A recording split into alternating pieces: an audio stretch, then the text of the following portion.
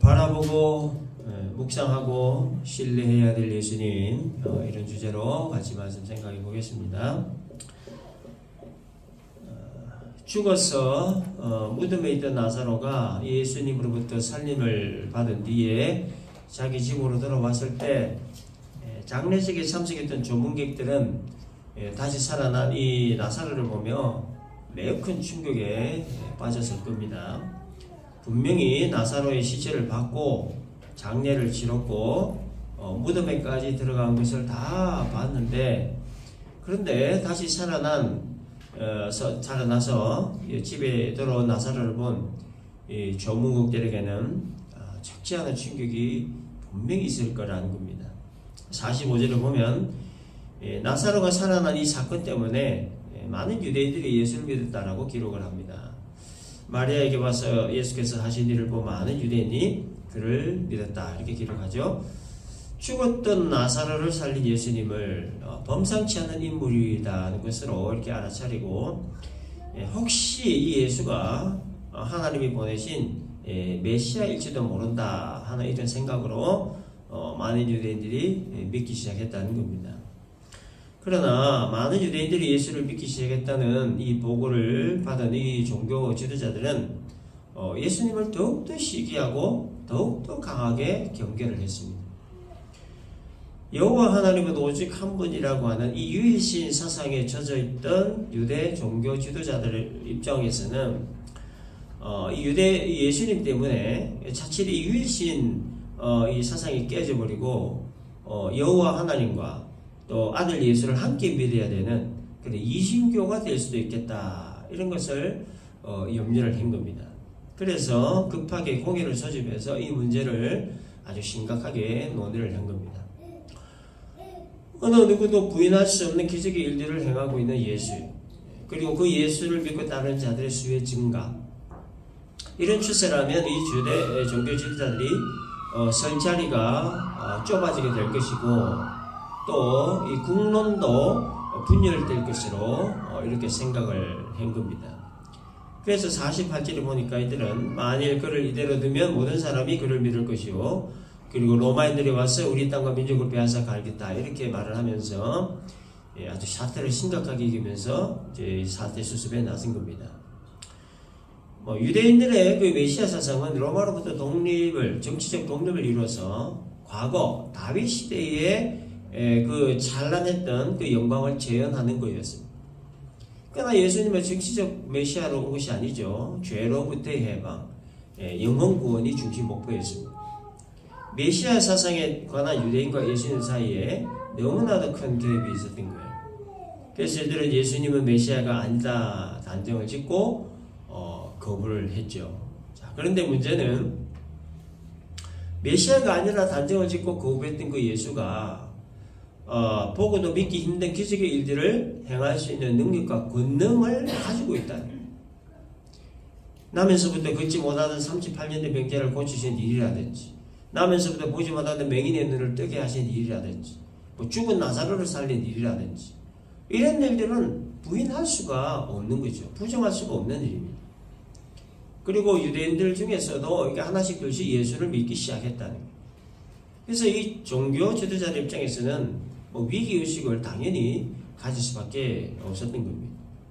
무시할 수도 없고 부정할 수도 없고, 그렇다고 저대로 놔두자니 유대교가 위협을 받고 또 자기들의 그 입지도 위협을 받고, 그래서 굉장히 골치 아픈 존재가 되어버린 겁니다.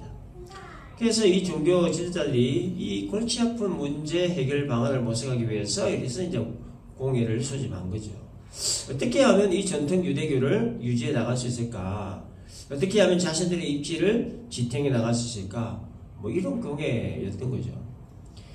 그래서 회의를 하면서 대제사장 가야바가 대책을 하나 제시를 했습니다. 50절에 한 사람이 백성을 위하여 죽어서 온 민족이 망하지 않게 되는 것이 너희에게 유익한 줄을 생각하지 아니하는도다. 그러니까 가야바 말의 핵심은 뭐냐면 한마디로 얘기해서 예수를 희생시키지 않은 거예요.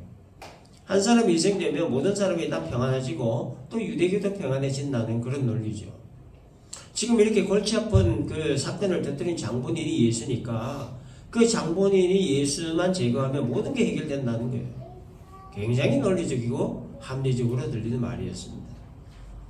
이 걸리적거리는 장본인 하나만 제거하면 모든 게 다 해결이 되고 편해지니까 없애버리잖아요. 이 공회원들이 듣고 보니까 아주 일리 있는 말이었습니다. 그래서 공회원들은 이때부터 본격적으로 예수를 죽이기로 이제 모의를 하기 시작했습니다. 자, 그런데 51절, 52절을 보면 이 말은 스스로 함이 아니요 그 해의 대제사장이므로 예수께서 그 민족을 위하시고 또 그 민족만 위할 뿐 아니라 흩어진 하나님의 자녀를 모아다 하나가 되게 하기 위하여 죽으실 것을 미리 말하미르라 이렇게 기록되어 있습니다. 이 말이 뭐냐면은 가야바가 예수를 죽이자고 했던 이 말이 결과적으로 죄인 구원을 위한 예수님의 대속적 죽음을 돕는 말이었다는 얘기입니다. 가야바는 예수님을 하나님의 아들이나 메시아로 인정을 하지 않고 오히려 유대교를 무너뜨리는 자로 인식했기 때문에 예수를 죽이자 이렇게 했던 말이지만, 근데 그 말은 결과적으로 예수께서 죄인 구원을 위한 십자가 죽음을 이루도록 돕는 그런 날이었다는 거예요. 죄인 구원이라는 커다란 계획을 세우시고 그 계획을 성취해가는 와중에 하나님은 필요한 사람들을 부르시고 세우셔서 어떤 사람은 좋은 일에 사용하시고 어떤 사람은 나쁜 일에 사용을 하시는데, 가야바는 죄인 구원의 목표 실현을 위한 필수 과정에 악한 도구로 쓰임을 받았다라는 겁니다. 공회가 예수를 처형하기로 결의한 사실을 알게 된 예수님은 에브라임이라고 하는 동네로 피신을 하셨습니다. 이유는 아직 잡히실 때가 아니기 때문이었죠. 자, 그러자 공회는 예수님을 공개 수배를 해서 누구든지 예수를 보거나 그 처지를 알면 신고하라고 합니다. 에브라임이라고 하는 동네에서 피신해 계시던 예수님은 이제 6월절 되기 6일 전에 나사로가 살고 있는 베다니로 가셨습니다. 예수께서 베다니에 오시자 마을 사람들은 예수님을 환영하기 위해서 잔치를 벌였고 마르다도 함께 일을 거들었습니다. 자, 그런데 보면 12장 3절을 보면 마르다는 시끄럽게 비싼 향유 곧 순전한 나드 한 근을 가져다가 예수의 발에 붓고 자기 머리털로 그의 발을 닦으니 향유 냄새가 집에 가득하다 이렇게 기록되어 있습니다. 나드라는 것은 향유의 이름입니다. 이 향유는 동인도에서 자라는 나르도스 타키스 자타만시라고 하는 식물에서 채취된 향료로 알려져 있습니다. 그래서 이 향료는 유대에서 자라는 식물이 아니기 때문에 수입을 했던 향료였습니다. 이 값이 굉장히 비쌌다고 해요. 나드 한 근의 무게는 요즘 중량으로 한 340g이고 당시 돈으로 환산을 하면 300데나리온이었어요. 300데나리온은 일반 노동자의 1년치 임금이었습니다. 굉장히 비싼 향료였습니다. 이 향료는 고대 히브리인들이나 당시 로마인들이 죽은 자의 그 시신에 발라서 악취를 방지하는 용도로 사용을 했고, 또 귀한 손님이 집에 방문을 했을 때 그 손님의 머리에 발라서 최고의 예를 갖추었다고 합니다. 그 귀하고 값비싼 나드 향유 한 근을 마리아가 예수님의 발에 붓고 또 자기 머리털로 예수님의 발을 닦았다니. 당시에 방문한 손님의 발을 씻는 사람은 그 집의 노예 중에서도 가장 하급 노예가 했던 일이라고 합니다.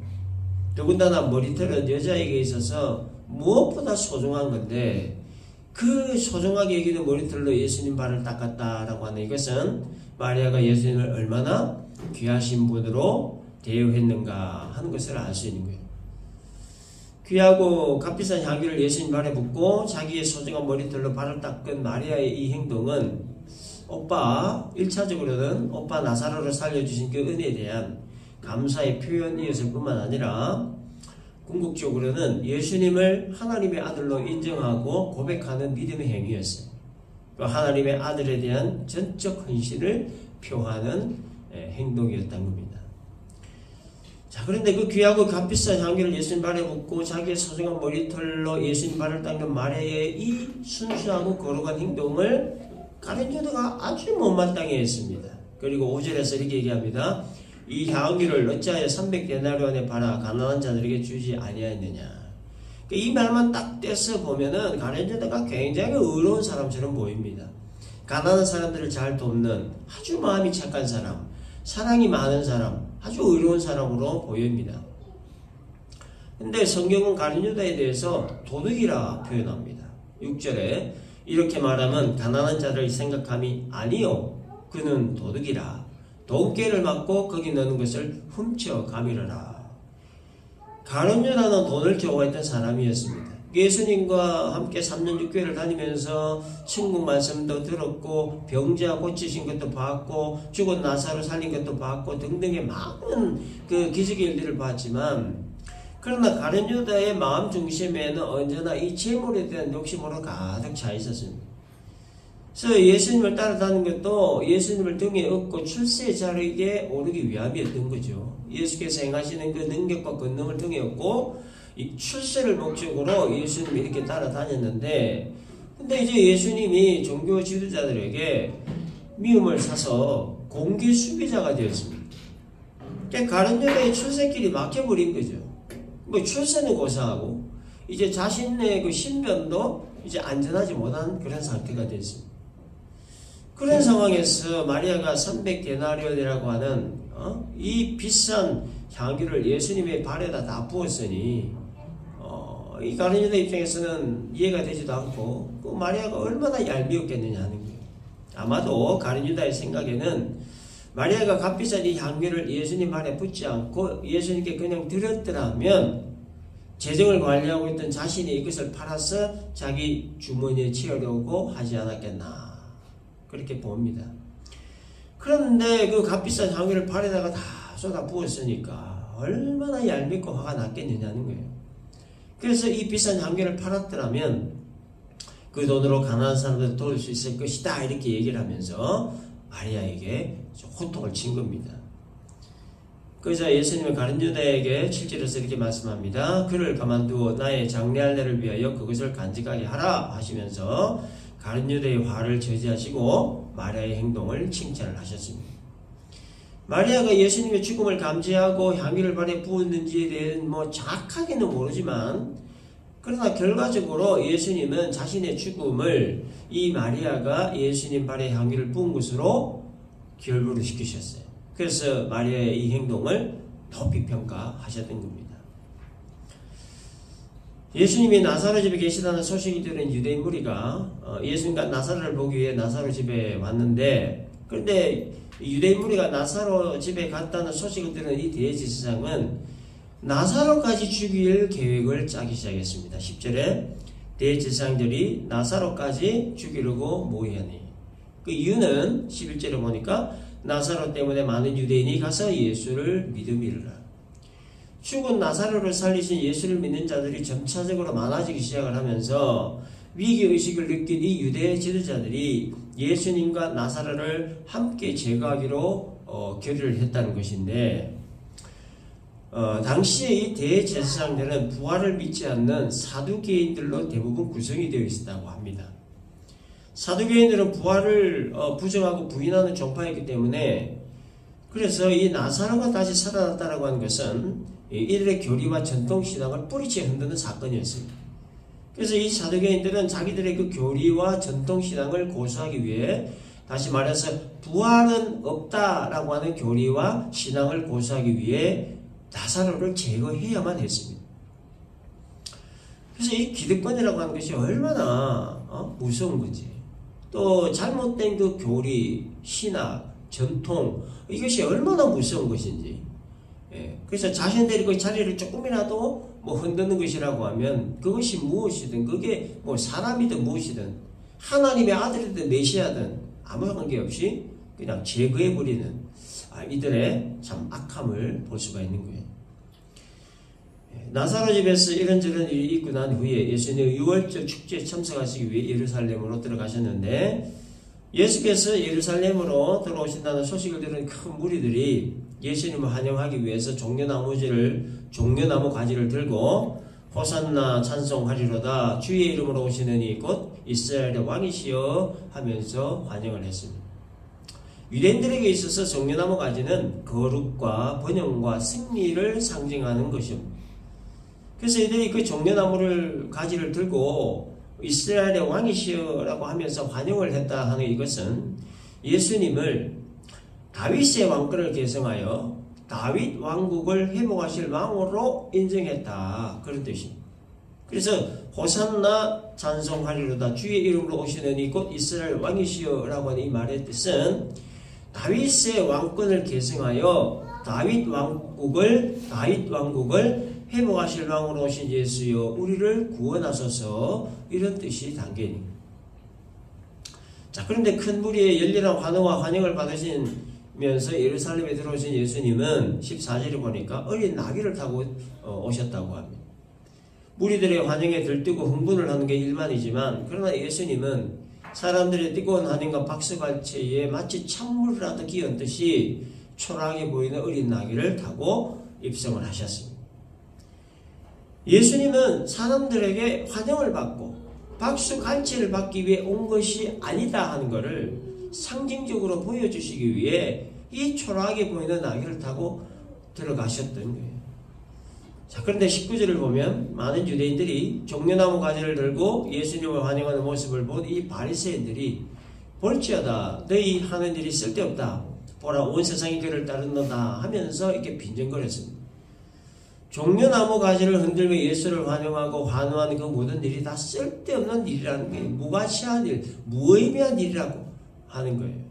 그러니까 시기심이 그냥 활활 불타오르는 그런 이들의 모습을 볼 수 있는 그런 또 장면입니다. 자, 여기까지가 이제 오늘 본문의 내용인데 우리가 좀 깊이 생각을 해보고자 하는 것이 한 가지가 있습니다. 그것은 뭐냐? 인간의 본성에 관한 겁니다. 인간의 본성. 인간의 본성이라고 하는 것이 얼마나 악한가 하는 거예요. 하는 사람들이 이것은 참 좋은 것이다. 이 사람은 정말 좋은 사람이다. 아무리 그렇게 말을 해도 그러나 그것이나 그 사람이 자신에게 유익이 되지 않거나 혹은 해가 되거나 자신을 불리하게 하는 것이라고 하면 받아들이지 않는 게 이게 사람의 기본적인 본성이라고 합니다. 받아들이지 않는 것만으로 끝나기만 해도 괜찮은데 자신에게 불리한 것은 제거해 버리려고 하는 게 이게 인간의 본성이란. 예수께서 행하셨던 기적들을 직접 보기도 하고 듣기도 하고 그래서 부인할 수 없고 부정할 수 없는 명백한 사실임에도 불구하고 그것이 자신들의 입지에 불리한 것으로 작용을 한다라고 하는 그릇된 판단 때문에 그 명백한 사실을 인정하지 않고 거부해버리고 결국 제거까지 해버린. 빌라도가 나중에 예수의 피에 대해 자기는 아무런 책임이 없다라고 손을 씻었을 때 뭐라고 했습니까? 그 피를 우리와 우리 자손들에게 돌리라고 이렇게 말을 할 정도로 악한 마음을 품었던 겁니다. 나중에야 뭐 어찌됐건 간에 그거는 뭐 그때 가봐서 알 일이고 지금 당장은 보기 싫은 저 예수를 죽여야 된다는 거예요. 이런 악한 마음으로 아주 대동단계를 했던 겁니다. 사람의 본성이라고 하는 것이 이 정도로 악하다는 거예요. 내가 저주를 받고 내 자손이 저주를 받는 한이 있더라도 지금 당장 보기 싫은 저 인간을 제거하고자 하는 마음, 이게 바로 인간의 악한 본성이라고 하는 거예요. 그렇기 때문에 사람은 기본적으로 믿을 대상이 못 됩니다. 사람은 신뢰의 대상이 못 된다는 거예요. 사람을 믿으면 여지없이 실망과 낙심이 오기 때문이죠. 좋고 평화로울 때는 아무도 모릅니다. 자기 자신도 모르죠. 그런데 어떤 문제가 발생했을 때 결정적인 어떤 순간에 사람의 본성이 막 툭툭 튀어나오는 거예요. 결정적인 순간에 거짓말하는 본성이 튀어나오죠. 결정적인 순간에 도박하는 본성이 튀어나오고 결정적인 순간에 술과 여자를 탐하는 본성이 나오고 결정적인 순간에 화를 내는 본성이 툭툭 튀어나오는 거예요. 그래서 이 사람의 본성만 생각을 하면 아주 소망이 없습니다. 아주 절망입니다. 절망.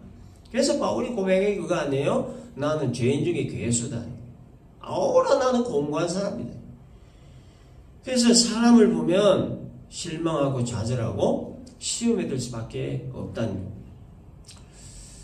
특별히 교회 내에서 믿음이 참 좋아 보이는 사람, 정말 인자하게 보이는 사람, 성품이 좋아 보이는 사람이라고 할지라도 어떤 결정적인 순간에 그 사람에게 생각지도 못한 본성들이 튀어나올 수 있다는 그런 모습들을 보면 참 많이 놀라기도 하고 충격을 받기도 하고 그래서 막 실망이 오고 낙심이 오고 시험이 오는 겁니다.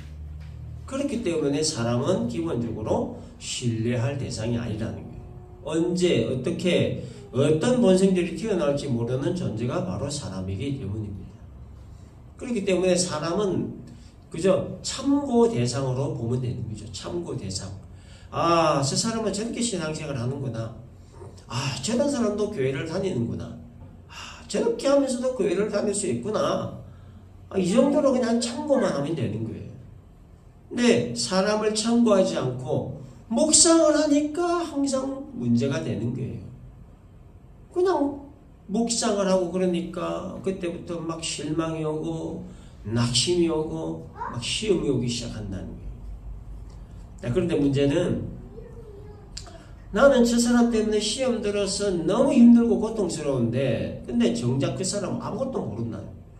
나에게 실망을 줬는지 시험거리를 줬는지 아무도 의식이 없는 거예요. 근데 또 그 사람 입장에서는 나는 준 적이 없는데 누군가 받아서 나 때문에 힘들어하고 있다 하는 것을 또 알게 되면 그것 때문에 나도 시험에 들고 힘들어하는 아주 이상한 결과가 초래되는 거예요. 그러니까 첫째는 내 말과 행동이 다른 사람을 힘들게 할 수도 있겠구나, 있다 하는 것을 염두에 두고 말과 행동을 삼가 조심해야 한다는 거고, 두 번째는 그 사람의 어떤 말과 행동으로 인해 내가 시험에 들지 않아야 된다. 둘 다 중요한 일이고 둘 다 힘든 일이에요. 근데 아무튼 이렇게만 할 수 있다면 얼마나 좋은 교회, 얼마나 평안한 교회, 정말 좋은 성도가 될 수 있을까 하는 겁니다. 아무튼 그래서 이 사람에 대해서 가져야 되는 아주 중요한 의식이 뭐냐면 사람은 모두 죄인이라는 거예요. 응? 죄인. 죄인이 무슨 말을 합니까? 미완성이라는 거죠. 완벽하지 않은 존재들이라는 거예요. 공사 중인 사람들이라는 거예요. 이런 의식을 가질 필요가 있다는 거예요. 왜 이런 의식을 가져야 됩니까? 사람에 대해 별로 그렇게 기대할 것도 소망을 가질 것도 없기 때문에 기대도 없고 소망도 없으면 실망할 것도 없고 낙심할 것도 없고 시험할 것도 없죠. 교회를 잘 다니다가 시험 들어서 교회를 떠나는 많은 이유 중 하나가 뭐냐면 결국 그 사람 때문이에요. 목사라고 하는 사람, 장로라고 하는 사람, 어떤 권사라고 하는 사람, 어떤 집사라고 하는 어떤 사람 다 보면 이렇게 사람 때문에 실망하고 사람 때문에 낙심하고 사람 때문에 시험 들어서 교회를 떠나고 나아가서 하나님까지 떠나버리게 되는 거예요. 그렇기 때문에 사람은 너나 할 것 없이 이런 의식을 가져야 된다는 거예요. 죄인이라고 하는 의식, 미완성이라고 하는 자식, 완벽하지 않은 존재라고 하는 의식. 니나 내나 다 똑같은 사람인데 뭘 더 기대할 게 있겠냐는 거예요. 그러니까 이런 의식을 가지면 뭐 기대할 게 없어요, 별로. 그러니까 실망할 것도 없고 시험에 들 일도 없기 때문에. 그러나 사람을 보고 묵상을 하면 반드시 실족하게 됩니다. 묵상이 뭐죠? 저 사람 도대체 왜 그래? 왜 저럴까? 이게 묵상이에요, 묵상. 사람 때문에 실족하여 하나님 떠나는 것은 실족을 하게끔 원인 제공을 한 그 사람을 보고 이렇게 묵상했다 하는 것을 이렇게 반증하는 것이기 때문에 그렇기 때문에 이게 보고 묵상해야 할 대상을 올바로 세우는 것이 중요합니다. 예수님을 보고 묵상하면 혹 사람으로 인해 실망이 된 일이 있어도 실적에서 적어도 하나님을 떠나는 경우는 없죠. 잠시 실망하고 잠시 낙심하고 잠시 시험 와서 아픔을 있을 수 있겠지만 그러나 뿌리는 뽑히지 않는다는 거예요. 그래서 사람을 보고 묵상하면 어느 순간 뿌리째 흔들려 버리는 거예요. 그러므로 사람 보고 교회에 다녀서는 안 되고 하나님 보고 교회를 다녀야 되는 겁니다. 바라볼 대상, 묵상할 대상을 올바로 세워야 된다. 사람은 너나 할 것 없이 부족한 면이 있고 연약한 면이 있고 한계가 있고 그래서 우리는 모두 다 공사 중인 사람들입니다. 저나 여러분이나 우리 모두는 다 50보 100보 다 거기입니다. 별다른 거 없어요. 하나님 앞에서 더 잘난 사람 없고 더 못난 사람 없습니다. 다 죄인이고 다 공사 중인 사람들이고 다 부족하고 연약한 사람들이에요. 그러나 동시에 우리는 하나님의 형상대로 지음을 받은 존귀한 존재들입니다. 그렇기 때문에 우리 사람과의 관계에 있어서 무엇보다 중요한 것은 뭐냐면 존중입니다. 존중, 리스펙트. 저 사람에게 있는 약점이 나에게 강점이 될 수 있고 저 사람에게 있는 강점이 나에게는 약점이 될 수가 있기 때문에 무엇보다 우리는 하나님의 형상으로 지원받은 존귀한 존재들이기 때문에 이런 부분을 우리가 염두에 두고 우리는 항상 상대방을 존중하는 그런 마음을 가져야 돼요. 존중이라고 하는 것은 그 사람의 있는 모습 그대로를 인정하는 것을 말하는 겁니다. 부족하면 부족한 대로, 연약하면 연약한 대로, 잘나면 잘난 대로, 못나면 못난 대로 있는 모습 그대로를 인정하는 거, 이게 존중이죠. 존중이 잘 안 되는 이유는 교만 때문이에요. 결과적으로 너 도대체 왜 그래? 이거는 싸우자는 거죠. 이거는 그 사람을 인정하지 않는 교만한 태도입니다. 그래서 이런 말이 있는 곳에는 항상 다툼과 싸움만 있을 뿐이에요. 그러므로 마태복음 7장 12절에 있는 말씀, 그러므로 무엇이든지 남에게 대접을 받고자 하는 대로 너희도 남을 대접하라. 예수님 하신 이 말씀대로 존중을 내가 받고 싶다면 내가 다른 사람 존중하고, 내가 인정받고 싶다면 다른 사람 인정하고, 내가 사랑받고 싶다면 다른 사람 사랑하고, 내가 용납받고 싶다면 다른 사람을 용납해야 된다. 이런 원리를 가지고 우리가 서로 존중하는 그러한 모습이 있어야 된다라는 겁니다. 정리합시다. 오늘 본문에 나오는 종교 지도자들을 통해서 우리는 인간의 본성이라고 하는 것이 얼마나 악한 것인가, 그렇기 때문에 사람은 믿음의 대상이 아니라고 하는 것, 사람은 바라보거나 묵상할 대상이 아니라는 것, 오직 예수님만 바라보고 묵상해야 될 대상이라는 것. 우리는 다 죄인이고 공사 중인 사람들이고 부족한 사람들이고 다 연약한 사람들이지만 그러나 동시에 하나님의 형상대로 지원받은 존귀한 존재들이라는 것. 그렇기 때문에 사람과의 관계에서 무엇보다 중요한 것은 존중이라고 하는 것. 오늘의 말씀 우리가 잘 기억을 하고 악한 본성을 가지고 살아가는 우리를 용납하시고 용서하시고 품어주시고 사랑해주시는 우리 주 예수님을 더욱더 바라보고 더욱더 예수님 묵상하고 더욱더 우리 예수님 신뢰하며 살아가는 참된 그리스도인 우리 모두가 될 수 있기를 주님의 이름으로 축원합니다.